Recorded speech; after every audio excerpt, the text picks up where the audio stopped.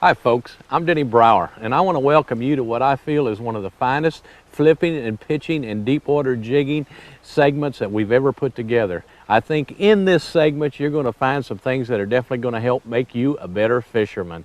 Stay tuned for what I feel is one of the most action-packed flipping, pitching, and jigging films that we've ever done. Oh yes! Took off for that deep water. Come on those weeds. I've got the worst job in the world. I really do. I mean, look at my hand already. Look at, they're tearing it up. And here I've got this bass that he's wanting me to do the same thing. He's wanting me to unhook it. Come on, jump, get off of there. Do it yourself. I'm tired of unhooking these fish. I bet you folks hate it when you have that problem. What's going to surprise you is we're filming this video on public water. I know you've seen a lot of fishing shows and probably a lot of videos, and a lot of them get shot on private ponds and phosphate pits and places where fishing's real easy. Well, fishing is real easy today, but we've hit it right, and we've actually hit it on a public body of water, a place where any of you can go out fishing. And we're doing it at a time of the year that's, in my opinion, not the best to really be showing you this technique. We're doing it during the warmer months. We're looking at water temperature that's running anywhere from 85 to 90 in some of these shallows. And I know a lot of the bigger fish are forced out deeper, and we can back off these points with a jig, and we've shown you some of that action and catch some of those bigger fish. I would love it if we could catch a 5 to 7, 8 pound fish every flip up here shallow, but that's not really the intent of this here video. The intent is to show you some pointers, to show you the techniques, and hopefully make you a better fisherman. And I think we've hit it right. I mean, with this many fish catches, if you don't get an idea how I make most of my money, you never will.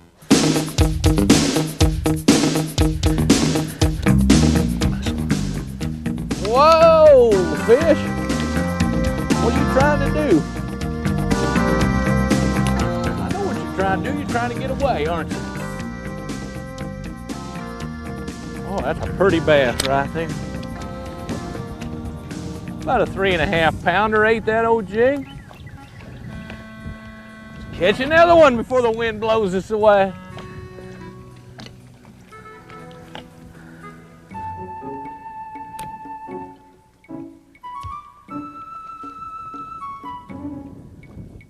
There's one. Whoa, come here, dog. That's a nice fish there.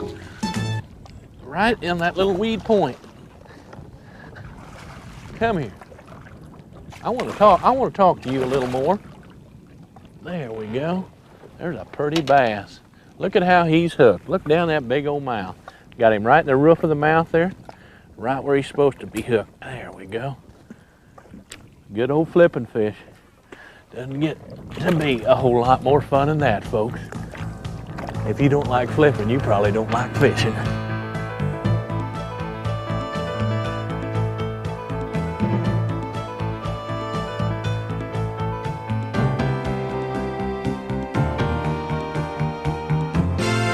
Nice little fish. That's a good way to start the morning. Nice little old jig fish. Yeah, that's a pretty one. Oh, that jig. Come here. Yeah. Oh, that's a fat fish. That's probably 2.5 pound fish.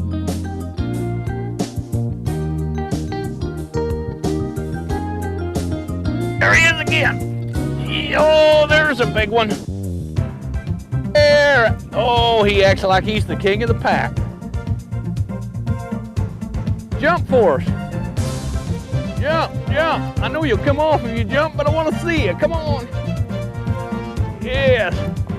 Oh, yeah, that's a big one. Where are you going? Which side are you coming? Yeah. We are having fun now. Come on, jump again for the camera. We don't care if you get away. We're going to let you go anyway. Come on. Oh, you're too big. You're too big.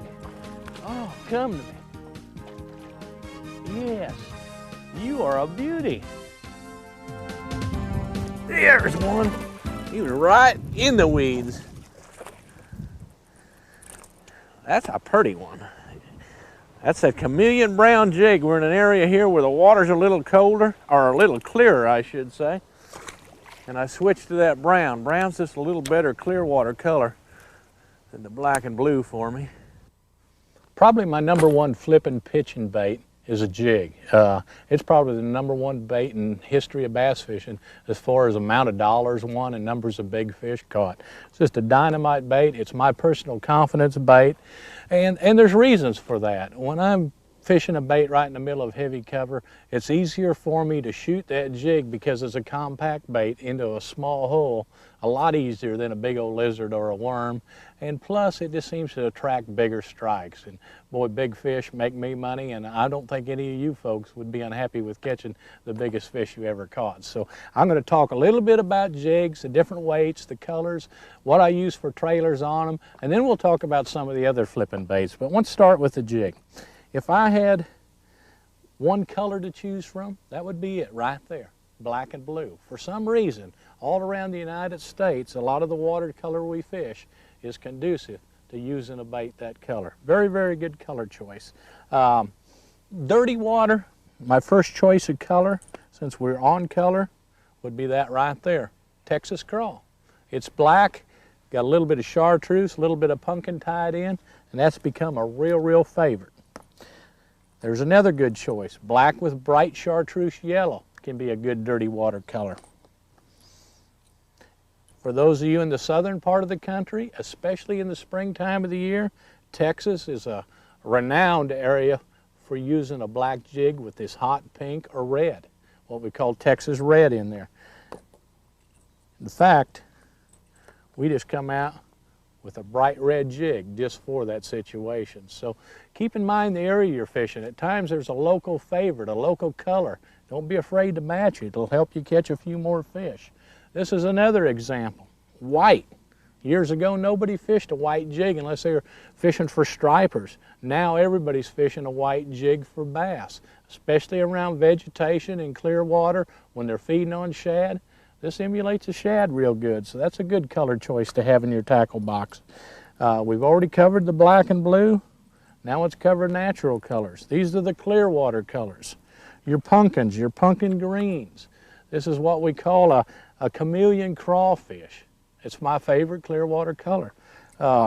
It's also a good color when fish are around boat docks in clear water during the summertime when they're feeding on bluegill, because if you put a kind of a trailer that'll match that pumpkin green trailer behind there, it actually looks like a bluegill in the water when you're swimming it. If you're fishing on the bottom, it looks like a crawdad. So a lot of these colors, it depends on what zone you're fishing them in, how effective they're going to be. But as you can see in my tackle box, those are the basic colors I carry, and I just match the color to the time of year and to the watercolor and take it from there. As far as weights, I've got a zone in my tackle box here of 1/4 ounce. I've got a zone of 3/8, and I've got a little area that I've got a 1/2 ounce. Once in a great while, I'll have a need for a 1 ounce jig, and that's, say I'm in the southern part of the country where there's matted vegetation all across the water. And I've run into this actually up north too on a few lakes, to where I've got to punch the jig down through that mat of grass. Then that 1 ounce jig can be very, very handy. So keep that in mind. But what to look for in jigs as far as style, I like this type of head. It just seems to come through the brush easier without getting hung up. It comes through the vegetation very well. I like the line tie, turn sideways like that. I feel it allows you to hook a higher percentage of fish. And this is the new jig that I designed for Strike King. It's the Denny Brauer Pro model, and it's that way for a reason, to put more fish in the boat. The weed guard is a very flexible weed guard. It's got a tournament grade weed guard in it, which allows you to come through the brush, but it will flex to where if that fish just barely bites down on it, you're going to be able to hook him. I've got a big double rattle on the back of this bait that makes a tremendous amount of noise. I'm sure you can hear that over the microphone. And on the back of the rattle, I've got a little spur there, almost like a spur on a worm hook, so that when you're using soft plastic and you thread that crawdad on there, that spur helps keep your plastic from sliding down. A neat, neat feature. This particular hook is a good needlepoint mustad hook, and a good way to test whether your jig hooks are right is just put them on your fingernail. And if they'll slide, they're not sharp enough. If they'll stick, they're ready to fish. You want a needle point. You don't want a cutting edge. A cutting edge, when you set the hook with heavy line, will cut a big hole in the fish's mouth. You need something that'll stick. So stick with those needle point hooks, and I think you'll be a little bit happier. But rattles, you know when to use them, when are they good, when are they bad? Right now, I'm using them 100% of the time. I think they're an advantage. Now, once every fisherman in America gets to throwing rattles, then maybe there will become a time in the future where a quiet jig will generate more strikes. But right now, this is the only jig I'm fishing. It's got that big old rattle in there, and I can really use it in that heavy cover to help attract fish. Okay, what do I put behind these baits? I never fish a jig by itself. I know there's some anglers that do, but personally, I feel that it's naked without something on behind it. My number one choice of all is that right there. That is the junior size Strike King Bo-Hawg. You put it on behind the jig, and it's probably the size of the average crawdad that swims in the water. How do you hook them? That's always been a question that I get asked a lot at seminars. Do you go through the fat first, or do you go through the hide first? I like to go through the fat first. You just find that hole there, and you slip it in. That way you've got the fatty part down. I think it looks more natural that way. And with these two-tone frogs, like this black and blue one, you've got the dark side up. And if you stop and think about it, about everything I know of that swims in the water, its lighter side is its belly, whether it's a bluegill, a crawdad, a shad, and you want that down. It's going to look more natural, this lighter side down, plus it's going to have better action. It's not going to ball up as bad. It'll help you hook more fish. Speaking of balling up, I'm sure everybody that's fished jigs has had a problem where they've set the hook and they come back, the fish got off, and there they were. Their hook was buried right into their pork frog. Since we've got this rattle on the shank of the hook, it actually keeps the pork frog back on the bend where that very, very seldom happens. If you're not using my jig, a little tip is just get a piece of plastic worm about 1 inch long, slip it on to the shank of your jig, then put your pork frog on, and it'll keep it back here where it belongs. But I think that'll help you catch more fish. But that's my favorite size pork trailer right there. Real cold water, where I want to slow it down, and I'm in an area where there's some great big old fish, then I'll go to the senior cut of pork, which is a bigger cut, slows the bait down even more as it falls, has a little bit more action. But in cold water, I like to stick to the frog type cut. I don't want a bait that's got a whole lot of action because the metabolism of the bass is so slow. They're not in a chasing mood, and they know something that's got a lot of action is not natural. Now, once the water warms up and it gets hot, there's a little trailer out called the Strike King Pigtail. It's got these action legs, and they actually swim as it's going to the bottom. It looks very natural, and I probably use it more than any other cut of pork or any other trailer during the warmer months of the year when I'm jig fishing. Neat, neat, neat trailer. Those are the 3 cuts of pork I stick with. I don't experiment any further than that. The only thing I will do different, once in a while when I want to match up a certain color, say I want some bright chartreuse that I want to add to this here particular jig, I will use one of these regular old big claw crawdads. I usually snip it off right there where it changes from a worm body to a crawdad body. I'll just pinch it off and shorten it up. The reason I want it shorter like that is I don't want it way out behind the bait where they have an opportunity to just nip the pinchers. Slide it up there about a 1/2 inch, thread it in behind that rattle. Look at how neat of a bait that makes. You're ready to go fishing. And you don't have to worry about the pork drying out. So this is a favorite combination amongst a lot of people during warmer weather when you're jig fishing, is to go to some type of plastic trailer rather than pork. I do, however, think that a fish will hang on to pork longer. They probably like it a little better. So under tough conditions, you probably are better off using the pork. But this gives you more options color-wise, and you can get into all different colors. Here's the color I was talking about when I'm trying to emulate a bluegill. I think that imitates it about as perfect as anything. You take one of these jigs like that and put in front of it, and you've got a pretty good bluegill combination. Or if you're working it and crawling it on the bottom in real clear water, it probably looks like a natural colored crawfish. So don't be afraid to mix it up. You can see my selection of different plastic trailers I've got here. I even have them in different sizes. You can see the difference between the 4-inch and the 3-inch right there. Real tough conditions. If you're fishing some of the river systems where there's not a lot of big fish, bites are hard to get, I would probably downsize to the 3-inch and actually trim the jig down. And this is something a lot of people don't do as far as trimming jigs.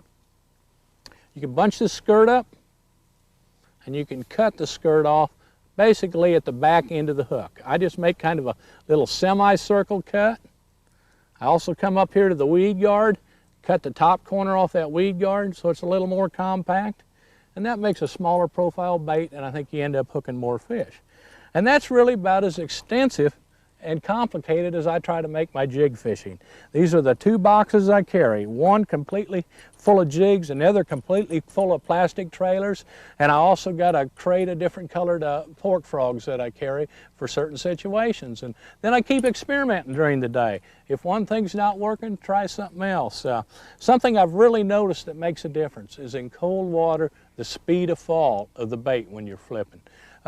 There's times they won't hit it if it goes zoomed to the bottom. They want that slow fall. Warm weather, there's times they won't hit it if it's too slow. They want it getting to the bottom in a hurry. They want that reaction strike. So experiment with different weights. Keep in mind when you're flipping and pitching, how that bait is falling is just as important as when you're crankbaiting on how fast you're reeling. There's no difference. It's just a difference in a horizontal versus a vertical. So if you keep that in mind, I think you're going to catch more fish.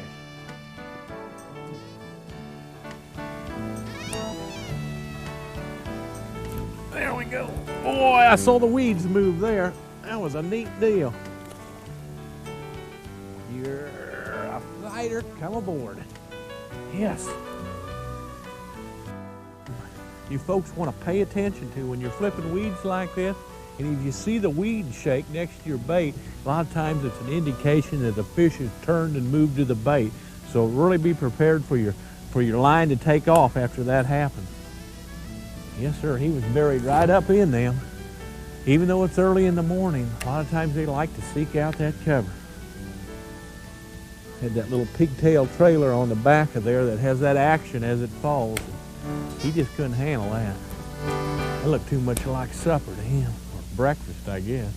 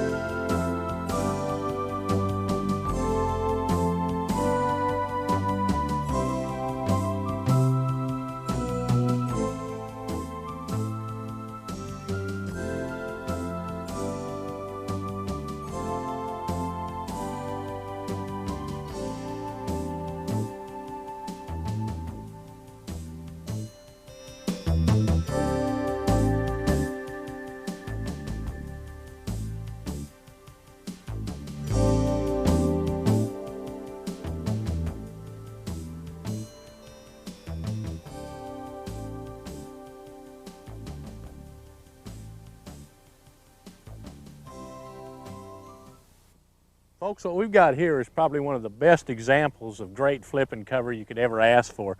We've got 2 laying down trees coming off the bank that cross, forming an excellent sanctuary for a bass to hide, to ambush prey, whatever.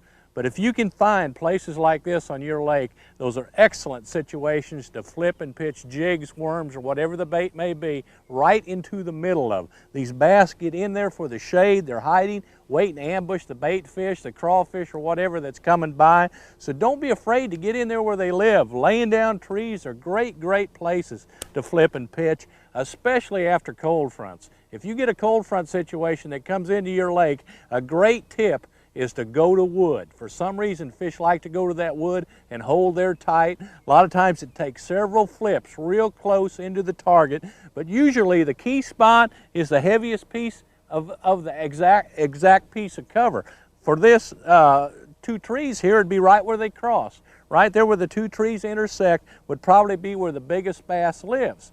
Now, if you've got dropping water conditions on your lake, move out to the end of the tree. That's probably where the fish is going to be. If the lake's coming up, move on in shallower and get closer to the bank.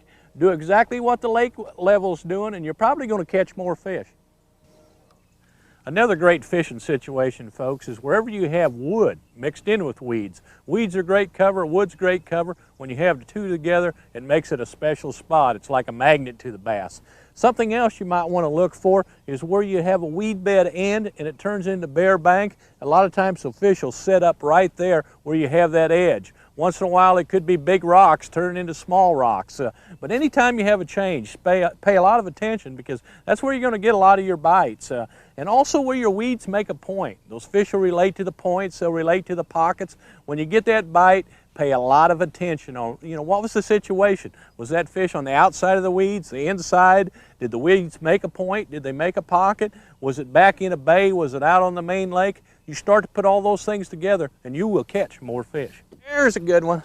Come here. Right in the middle of those weeds. Yeah, that's a nice flipping fish right there. Pretty fish. A little tip, folks. When you catch those fish, most of us are releasing them nowadays. Always grab them by the jaw like that. That way you don't take a lot of slime off them. You don't hurt that fish. You can unhook him, put him right back in, and he's going to be a lot bigger the next time you catch him. Another good tip for places to look for to find those bass is you can see how we have the overhanging branches coming off the bank where it makes that little shaded area. Shade is just a great place for bass to gang up, especially on bright sunny days. A lot of times you'll be going down a bank and it'll be all sunny, and then you get to a little section that's shady. Right where you have the contrast where it goes from the sun to the shade is an excellent place to look for fish. And if you just happen to have a laying down tree in that shade, that makes it double good again. You get a combination of cover. Let's see if we can't catch one out of it. Well, you talk about a perfect pitching place. Right there where those logs come off the bank where it's shaded, that is about as nice as it can get. Right there. Make it hit the water soft. Let it go straight to the bottom on a slack line. Pick up and feel if he's there. If he's not, shake it a couple times. Work it through the branches. If you don't get a bite, bring it on out and put it into the next little hole in the cover where you think he might be hiding. Don't be afraid to get right in the middle of that stuff. That's why we use heavy line in the flipping and pitching technique, so that we can winch them out of there. You got to go where they're living, because a lot of times they're not going to come to the bait. You got to go to them. Well, there should be one living there. He's probably living there whether he wants to bite or not. It's the deal. A lot of times I'll make a pitch or a flip into an area where I know that there's no way I can get the fish out. But if I can get him to bite and get him hooked, a lot of times I can take the boat into him and then figure out how to get him. What we got here is we've got a stump that's sitting right out from the grass, and I'd pitched a black and blue jig in there and had a fish hit it real hard, but didn't take it. So something you need to try when a fish hits a bait like that and doesn't get it is switch to a different color. I switched to a white, maybe he'll hit that. Maybe he didn't like that black and blue. Once in a while you just need to lay the jig down and pick a spinner bait up or a topwater bait and give that fish a different look.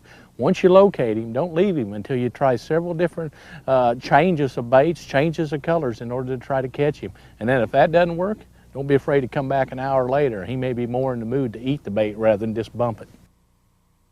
One other little thing you might try when those fish are hitting them baits short or just bumping them and dropping them and not taking them is get some scent. Put scent on that bait. I think it really makes a difference, especially for the bigger fish. It makes the bait a little slicker. It'll come through the cover easier. It reflects light. It's more slimy and it'll reflect light like something that's natural in the water. And I think they hang on to it a little longer. So whenever they're short striking, I drowned it into some scent, and boy, it makes a lot of difference on the number of strikes I get. Another little thing that I'll do since I fish tournaments is right before a tournament, I'll take a jar of pork frog and empty a little of that formula that they put in to preserve it, and put some scent in there and let that pork absorb that scent. And I think it probably cuts back on the life of the pork, but it'll sure get you more strikes.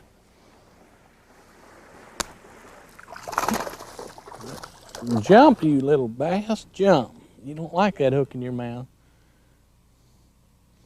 He was out there, I pulled it away from the weeds, and come on, there you go. Boy, he flat inhaled it. It's a nice little bass. I remember many a tournaments I could have used one like this. There we go. Just like going to the dentist, isn't it? Well, that's a healthy little fish. About a 2-pounder. Let's see if we can get another one. He probably come off the end of that log right there. I was just working the jig out from the weeds in the log. Flipping, pitching, jig fishing. I think equipment's very, very important. I know back in the years when I was a fishing guide, there were a lot of people who were using the wrong equipment, and it really kept them from catching a high percentage of fish. So I'm going to go through and tell you about the equipment I use, when I use it, how I use it, and why I think it will give you an advantage. And I think a good place to start is with the rod. I pretty much settled on a 7.5-foot rod for flipping and pitching. I think it's a comfortable length for me. I'm a pretty good sized person. If you're a little shorter, you might want a littler rod, but I wouldn't get caught up in using too short a rod, because you really need the leverage to get the fish out of the heavy cover, and the longer rod will actually let you get a little more distance in your flipping and pitching. Naturally in tournaments, the longest length we can use is 8 foot, so we are limited there, but 7.5 foot's a good choice. Do not go shorter than 6.5. Action-wise, I know a lot of my fellow anglers out there use real stiff rods to flip with, and I'm not saying that's wrong. Everybody has different arm strength and different speed at setting the hook. I like a little bit of a loose tip in the rods that I use, and this is what I call an 80-20 action. 80% of this rod is pretty stiff, and the last 20% has got a little flex to it. And that really allows me to do a couple of things. Number one, if I'm flipping, I'm fishing real close to the fish. And there's a lot of impact there when I set the hook. If that big old 5-pound fish is in that brush pile and I jerk hard and there's no give, something's going to happen. Either I'm going to end up tearing a bigger hole in the fish's mouth and he's probably going to jump and shake the bait, or I'm going to break my line. It's usually a negative situation. So what that rod's doing is giving me a little bit of a shock absorber, which helps cushion that hook set, and then the backbone takes hold to punch the hook in the rest of the way, and you still end up, I think, landing a higher percentage of fish. The other thing that I think the flexible rod allows you to do is get more distance pitching. If you're using a real stiff rod, you end up just lobbing the bait. But with a little bit of flex in that tip, it actually acts as kind of a spring to fling that bait out there, and it's just more comfortable to fish with. I can flip with this rod, I can pitch with this rod, and I can cast. And I actually end up using this same rod a lot of times when I'm fishing deep structure. And in this video, you're going to see some of the deeper brush pile fishing, fishing on stumps off of points, some of the summertime jig fishing patterns that I'm using the same rod for that I actually flip and pitch with. Now, we will be fishing a lake that the water is fairly stained. If I was on a real clear body of water and had a downsized lines and go to lighter fishing line, I would go to a little lighter action rod. And then I drop down to a 6.5-foot rod because it doesn't give me quite as much leverage and I'm not as apt to break that lighter line. By light line, I'm usually talking no lighter than 10-pound test. 10 to 14-pound test line is light line for jig fishing and casting. When I'm in the flipping situation, I very seldom ever go with lighter than 20-pound test because I'm putting it into heavy cover and I need the strength to get the fish out of there. Once in a great while, in a clear water situation, boat docks that do not have a lot of cover, you might want to downsize to 17. But if the water's dirty and we're in the middle of those brush piles, I've usually got 25 or 30-pound test line on. I like the monofilament. Some people like the braided lines. That's a matter of choice. But with the monofilaments, I stick to the 25 and 30 in dirty water. Line color, that's endless. It's really what you prefer. I like clear line in the clearer water. I can still see it pretty good. If I'm fishing a lake that's got a lot of vegetation in it, I'm fishing green line, the regular old moss green line, because it matches the vegetation, and I think it's harder for the fish to see. In flipping and pitching, because especially in flipping where it's a dirty water situation, I don't think it matters if you use fluorescent line. If that's what it takes for you to see that line and to determine when you're getting a strike, go ahead and use it. Okay, we've talked about the rod, we've talked about the reel, we've talked about the line. The reel is another important thing. In flipping and pitching, I prefer bait casting equipment. I think it gives you more control. I've seen anglers use spinning equipment and are very good with it. But I like the leverage that a bait casting reel gives me.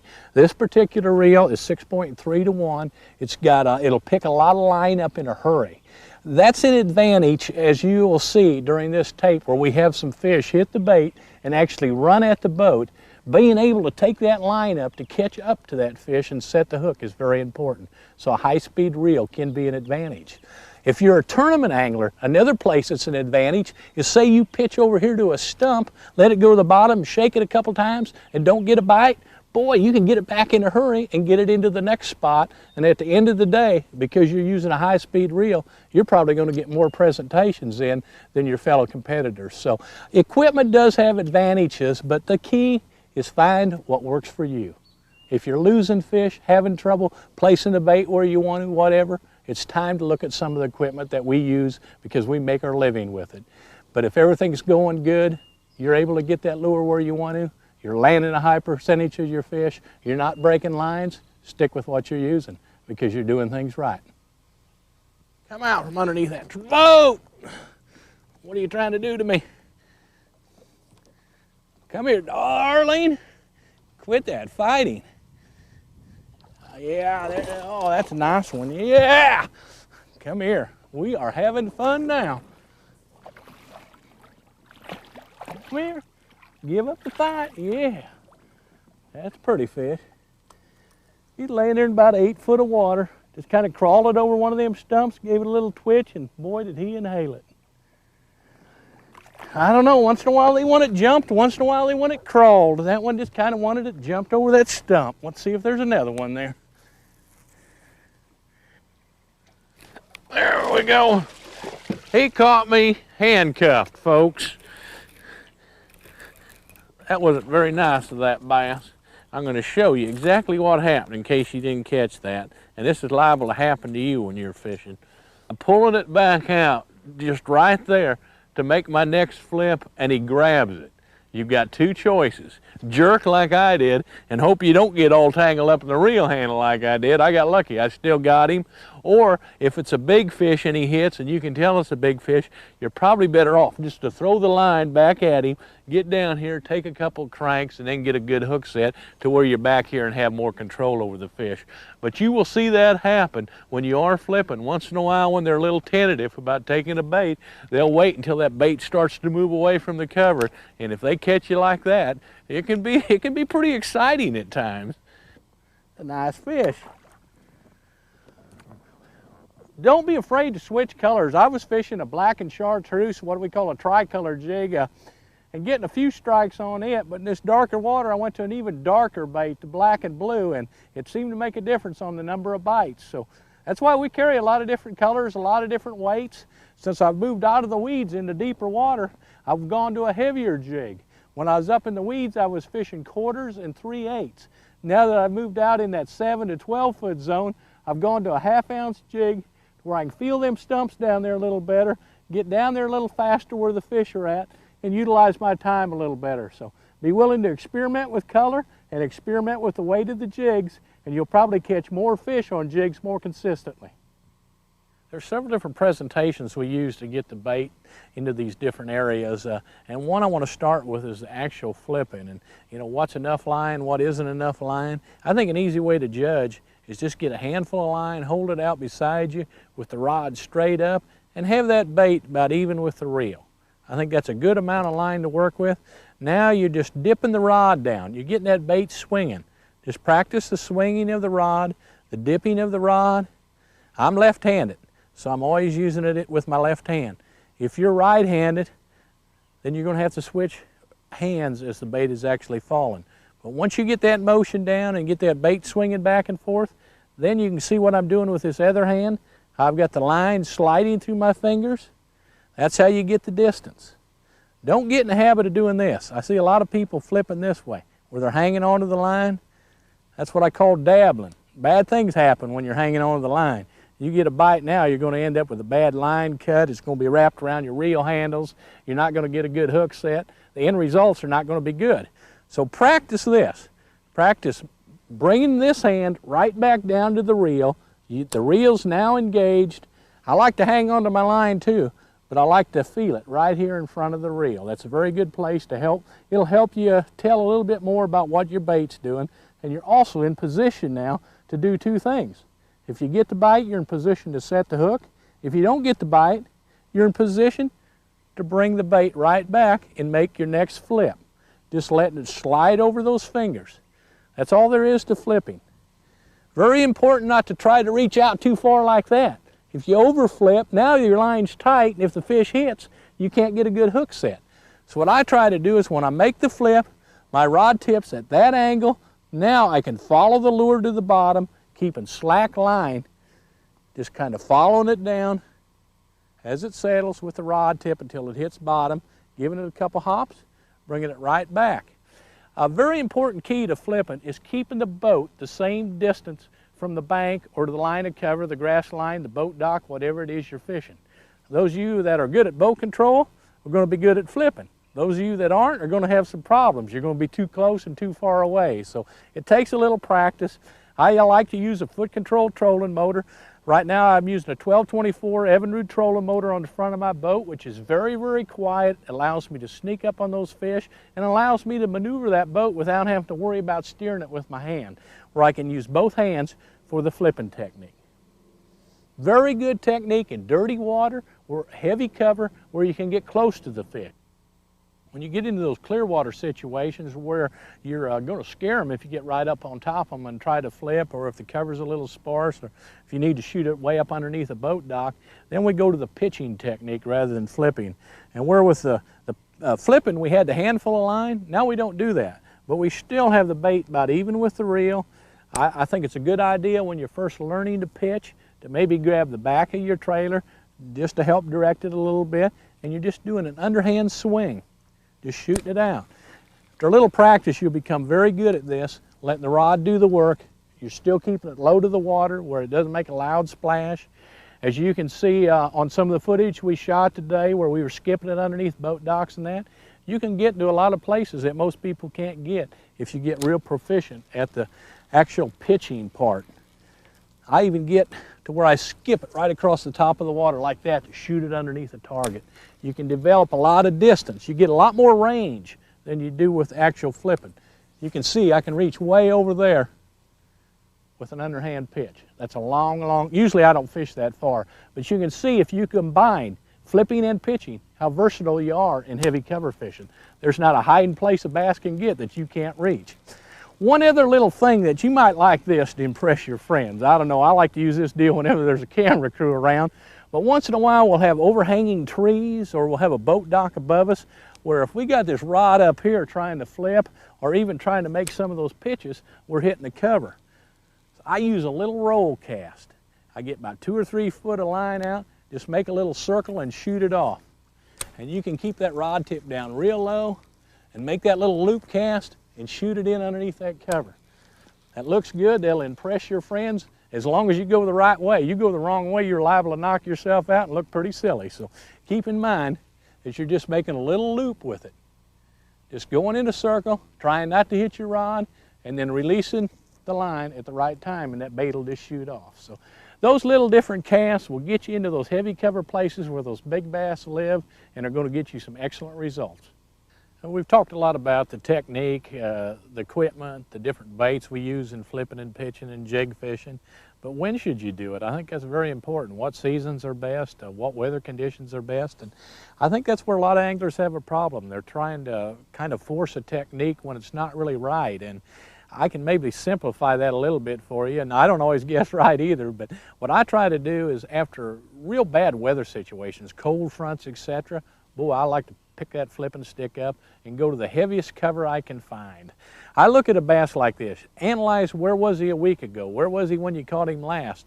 If he was up on a shallow flat that didn't have any cover and you get a big old weather system come through, he's probably going to move deeper. He's going to drop into one of them creek channels, or if he backs off a point and suspends, he's going to be a hard fish to catch. But if you got some brush piles up there, flooded willow trees, grass beds, boat docks, whatever your cover example might be, he's just going to get tight to that cover, and I'm going to be able to catch him with the flipping and pitching technique because of the cold front, rather than letting it defeat me. Sunshiny days are also excellent flipping situations because they force those bass tighter to cover. Then I'm trying to get into those shady spots. You know, I'm always analyzing what's the weather doing to the fish.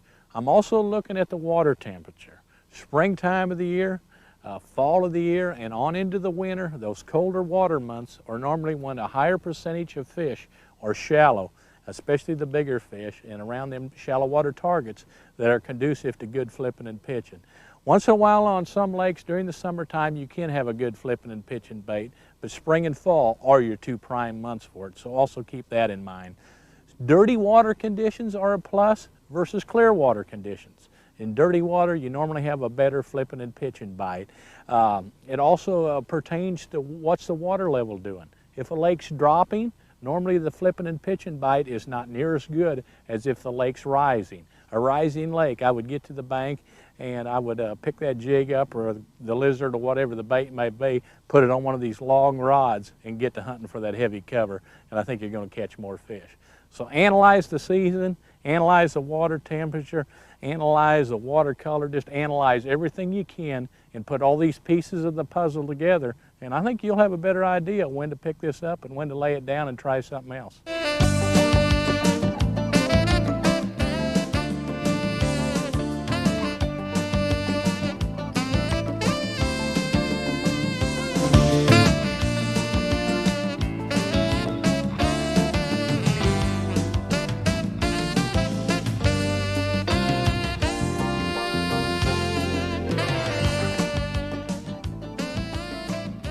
The question a lot of people have is exactly how do I work the jig? Well, when I make my initial presentation, I always let it go straight to the bottom on a slack line, following it down with the rod, or if I'm in deeper water, then I'll feed line out as it settles down until it gets to the bottom. And then I think it's the most critical part, and I think this is where a lot of people make their mistake, especially with the new rattling baits on the market, because they're in such a hurry to get that bait shaking and making noise. I think a lot of times they pull it right out of the fish's mouth.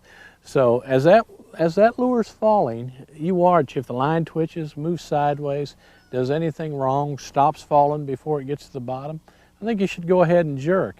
If your bait's made it to the bottom and you've had no indication that you've had a strike, the best tip I can give you is really be careful when you pick that bait up. Don't get in a hurry to get that rattle sounding. You need to weigh that bait, have an awareness level of what that bait should feel like. As you go to pick up on it, so many of your jig bites are just going to feel like, man, there's moss on it, there's a leaf on it. That's some of the biggest bass you're ever going to have bite you, you're never going to feel. It's just going to be a little added weight. And if I go to pick up and that jig's heavier than it should be, I drop that rod tip down so that I've got slack in my line, take a couple of cranks and jerk straight up, usually keeping the rod underneath my arm for leverage. And I only jerk one time. I think if you jerk correct the first time, you want to keep your line tight. This 2 or 3 hook set deal, I don't think is a good deal. Jerk once, jerk hard. You got that heavy line, it's not going to break. Keep the line tight. A lot of times I'll take it to my side then to keep the fish from jumping. Especially in tournament competition, I don't like to see them jump because that's when a lot of them can shake the bait and get loose. So I'll try to keep the rod tip a little lower. If you're just out fun fishing and you don't care whether he gets off and you like to see him jump, like we do for a video once in a while, then you can have it up high. But keep the rod position in the right place when you go to set the hook and be aware of how heavy that jig feels. If you pick up on it and it feels too light, he may have it and be coming at you. They do that a lot of times. They'll grab it and come at the boat and you pick up and you can't find your jig. Boy, crank up and catch up with that bait and then set the hook. If I pick up on it and it feels like it should, that's when I'll get there and jump it up and down, get that rattle to working. Make that rattle work for you to attract those fish, and then bring it out of the cover, and make that pitch or that flip right into the next target and go through the same process all over again. I'm trying to put it in as many places during the day's time that I possibly can where I think they might live, and I'm always hunting for that subtle strike. Jig fishing's not easy, but it can be the best way I know of to catch the biggest bass of your life. There's another one. Yeah, oh, there's a good fish. Yes. Oh, are we having fun now? I hate my job. This job just isn't any fun. Whoa. Yeah, darling. You're too big. You're too big. Come on board. Yes. What a nice fish. Let's go get another one. We don't have time to mess around. They are biting now. This could be in every cast spot. Once in a while you'll find a place like that where you barely get it in there, another one's got it. Get that school turned on and keep them turned on. There we go again. Yeah, all right. We got them biting. One gets the rest of them excited. If you can get that school excited, you can just really catch some fish.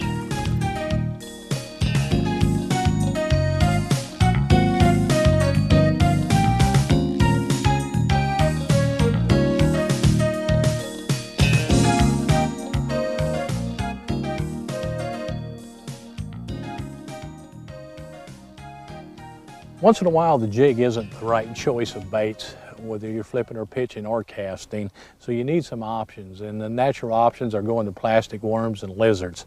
We can go to the extremes, which I'm going to show a few of them, but probably my second choice right after the jig would be the lizard, especially during the spawning season. For some reason, fish on targets, they just hate lizards, and you're going to generate a lot more strikes with a plastic lizard than you will with a jig at times. So don't be afraid to put it on. And what I'm doing is I like this type of bullet sinker. It's got the little screw-in deal there. The favorite weight would be anywhere from a 3/16 to a ½ ounce. This particular one's a 3/8. And the hook, I like a straight shank hook. If you can see that right there, that's the style of hook that I want to go flipping with. And with your flipping hooks, you need a fairly sturdy hook because you're using a heavy line and you got to get those fish out of heavy cover. I've recently come out with this new flipping hook right here. This is one of the smaller sizes, but Mustad's helped me develop that. And it's got vanadium steel in it. It's a very, very strong hook and makes an excellent flipping hook. So you might find that choice on the market, and it'll be labeled as a flipping hook. But with the lizard, I'm just threading it through the head, down about, just starting around the bend. And then pop it out, slide it on up, pop the line in there, thread it around, move the bait up a little bit, and just slide it down and work it a little bit in there. Make a channel. And just get that point so it's barely touching through. Then I'll slide that slip sinker down, and the neat thing about it, you can screw that slip sinker right into the head of the lizard, so now that you've got a compact bait. And if you pull it over a branch and it gets to that position, your sinker doesn't go sliding down here and go tink to where you think you got a bite. It's just like a jig now because it's compact. Years ago, I used to toothpick that slip sinker so it'd stay next to my piece of plastic, but now with these new type of bullet weights, you don't have to do that. That's a neat combination, and that's how I rig it. That's very weedless. It'll come through all types of heavy cover. When I am fishing that lizard around those spawning areas, flipping and pitching it, these are three of my favorite color choices. If the water's a little on the clear side, I like to go with the watermelon color. A little dirtier, I like this, what we call green pumpkin, or dark pumpkin, some people call it. That's a good choice. Another good choice is what we call pumpkin with this bright green flake. Those three are probably my favorite choices when it comes to the lizards. Something else that'll get you a lot of bites when you want to downsize is just taking a regular crawdad and forget putting it on behind a jig. Texas rig it, just like I did that lizard, and you can catch a lot of fish flipping it by itself. In fact, for some people, that is their #1 flipping bait, just Texas rigging a crawdad. Some other popular worms, and I want to talk a little bit about worms because there's so many different choices out there, I think it gets confusing. And I'm going to lay just a few of my favorites out here to where you can look at them and I can show you where I use them and why. Okay. Right here, see how we have the hook tail on those two worms? Those are great flipping worms in dirtier water because as they fall, they put out a lot of pressure waves to help attract fish. If I'm fishing vegetation, then I probably want a bait that's not so dominant, a little subtler in the water, and I like these ribbon type tail worms. I will be flipping them down through the grass. They come through the vegetation better, they'll come through bulrushes. That's how I decide what worm I'm using. Color-wise, the June bugs, the red shads, those are all popular colors, but it's just what you got confidence in.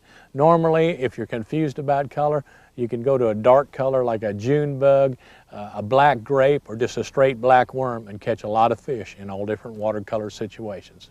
Worms allow you to do it's unlimited what you can do color-wise. That's what the manufacturers like about it. That's why you got 200 pounds of them. You don't need them all.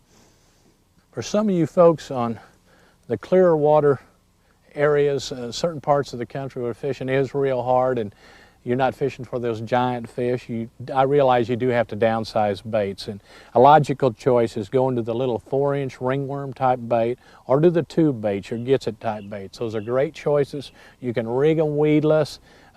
You can pitch them into the same places we're pitching the bigger baits. They're a numbers bait. They'll get you more bites. You probably need to fish them on a little bit lighter line, and therefore your odds go up of breaking off a big fish if you do get a bite.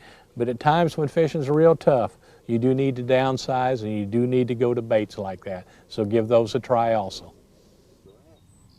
The more I'm in this business, the more I also learn. I can look back a couple of years ago in one of the Pro-Am tournaments where I'm flipping boat docks and pitching a jig and flipping it around the piers of the boat docks, and I'm having a good tournament. I'm catching quite a few fish. And the amateur I drew for the last day of the tournament, I've got a chance to win my side, he's got a chance to win his side, and he asked me, he says, gosh, I don't want to flip a jig behind you. I know you're going to catch all the jig fish. He says, what do you think I should do? I says, well, I would give those fish a different look. I would flip and pitch a spinner bait around those piers after I fished a jig, and maybe that different look will generate some strikes. Well, not only did it generate some strikes, after about an hour, he had me fishing a spinner bait, and we both ended up having a good tournament. I like to shorten the shaft on the spinner bait just a little bit. It makes it drop better. The type of blade I like is just this Indiana style or a Colorado style, always using just one blade. I don't like two blades on there because they don't flutter as well going to the bottom. As far as the head of the spinner bait, my favorite weights are anywhere from 1/4 to 1/2 ounce, with 3/8 probably being the best all-around choice. And I'm either putting a plastic split tail on behind it or going back to one of them white pigtail pork trailers that I use on the jig. And that makes a dynamite drop bait. Don't be afraid to put it underneath boat docks, underneath overhanging limbs, or pumping it down beside a laying down log. And it's going to get you a lot of good strikes.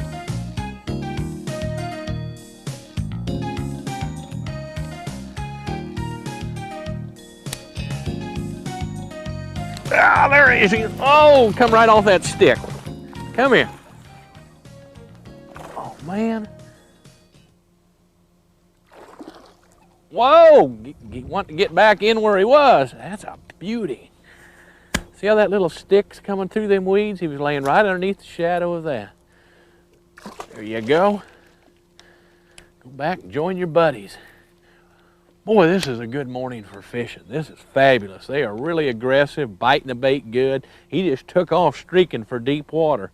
And that's what a lot of them will do. A little technique I try once in a while that I think works real good, especially in the fall period of the year, and really a key place is around boat docks, but once in a while along the edge of the weeds like what we have here, it can be productive too, or even along willow trees and bushes. And that's the swimming technique of a jig.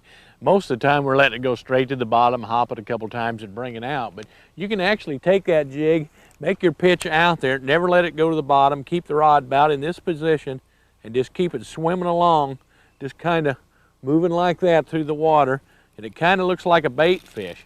The key is not getting the rod too high. If you get the rod up here, you don't have any room to set the hook. If you get the rod way down here as you're swimming it, he's got too tight a line and he can't inhale that bait real good. So the proper place to keep it, I feel, when you're swimming it is about in this position right here, to where you got a lot of room to set the hook if he does hit it. And I always kind of like to keep the rod against my body. In other words, to this side right here, because I've got more leverage with my arm. If I'm on the other side like this doing it, he can pull me a lot better and I can't get as much force on the hook set. So I try to fish against my body as much as I can like that when I'm... Something you might check if you do get into a situation where your jig's continually getting hung up on you. Once in a while after you catch a few fish, you will start to flex your hook up. And if that happens, you're going to get hung up quite a bit. I'm not a believer in opening my hook up. Some people do that right off the bat. They take up pliers and bend the hook up a little bit. They think they're going to catch a higher percentage of fish. And I don't agree with that. I want that hook perfectly parallel with the shank of it. I think it's got better hook penetration that way. But what will happen is after you catch a dozen fish or so, this weed guard is going to get weaker and weaker, and you're suddenly going to get hung up with that jig more and more. So I'll take that weed guard and I'll flex it back towards the head, towards the line tie, and that puts more memory in it. It makes it stiffer again, and it'll keep you from getting hung up and make the bait easier to fish with.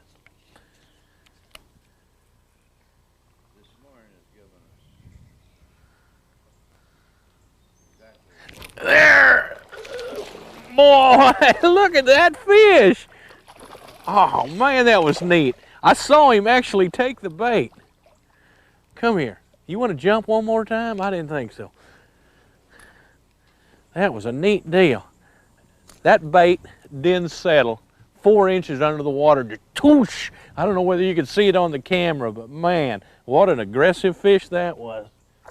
That's why it's so important to be in position to set that hook. The minute it hits the water, boom, that's when he hit.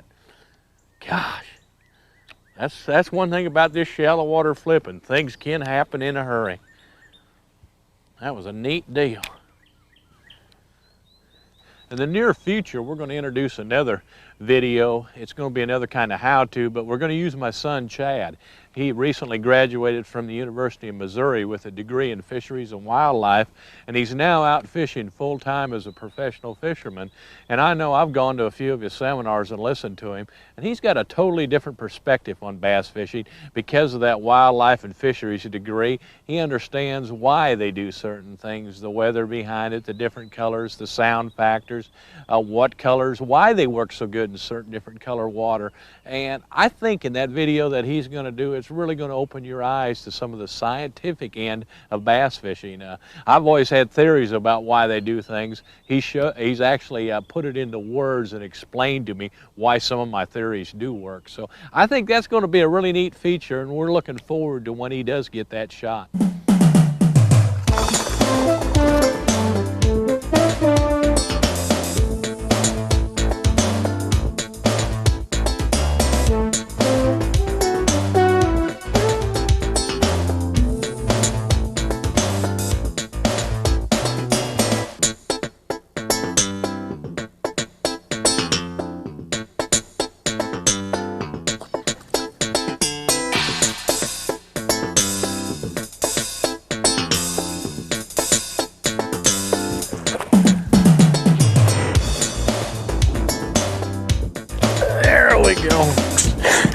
That wasn't very nice of that bass.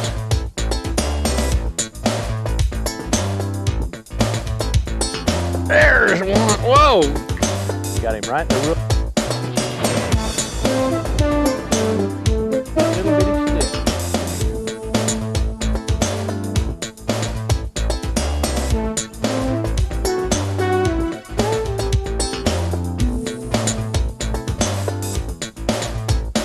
Fish on? Oh, we are having fun now. Come on, jump again for the camera.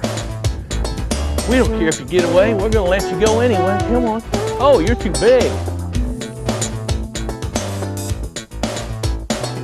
As you can see, flipping, pitching, and deep water jigging can be a lot of fun. If you've had as much fun watching this as I've had making it, gosh, I need to quit. I need to go home. This is too much fun.